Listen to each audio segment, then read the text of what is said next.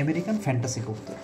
এই প্রজাতিটি American Saint এবং ইন্ডিয়ান ফ্যান্টেল কবুতরের সংকরায়নের মাধ্যমে উদ্ভূত হয়েছে। এই কবুতরের মাথার হুড দেখতে আমেরিকান সেন্ট কবুতরের মতন হয়। লেজ হয় ইন্ডিয়ান ফ্যান্টেলের মতন। এদের লেজে 20 থেকে 30টার মতো ফেদার হয়। 1970 সালের শেষ দিকে ক্যালিফোর্নিয়াতে জন লিন্ডলি নামে একজন এই জাতের উদ্ভাবন শুরু করেন।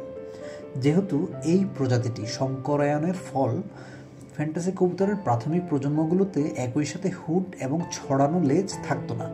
সেগুলো হয় ফ্যান্টেল কবুতরের মতো দেখতে হতো, যেখানে হুডের গঠন অসম্পূর্ণ বা দুর্বল ছিল, অথবা হুড সুন্দর হলেও লেজটি সোজা, চওড়া ও সামান্য বাঁকানো থাকত।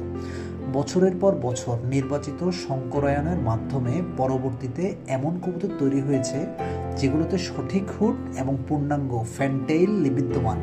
এটি মার্কিন যুক্তরাষ্ট্র, বিশেষত লস অ্যাঞ্জেলস এবং ক্যালিফোর্নিয়া থেকে উদ্ভূত একটি প্রজাতি। এই প্রজাতিটি যদিও উড়তে সক্ষম, তবে এর উন্নয়ন মূলত প্রদর্শনীর জন্যই করা হয়েছে। 1984 সালে ইউএসএ ন্যাশনাল পিজিয়ন অ্যাসোসিয়েশন থেকে স্ট্যান্ডার্ড প্রজাতি হিসেবে এই প্রজাতিকে স্বীকৃতি দেয়া হয়। এই কবুতর দেখতে অনেকটা ইন্ডিয়ান ফ্যান্টেলের মতন হওয়ায় শুরুর দিকে একে ইন্ডিয়ান ফ্যান্টাসি নামেই ডাকা হতো। পরবর্তীতে 2006 সালে আমেরিকান ফ্যান্টাসি নামকরণ করা হয়। কিন্তু এখন পর্যন্ত কোনো খামারই আমাদের দেশে ব্রিডিং করাতে পেরেছে কিনা সে তথ্য পাওয়া যায়নি।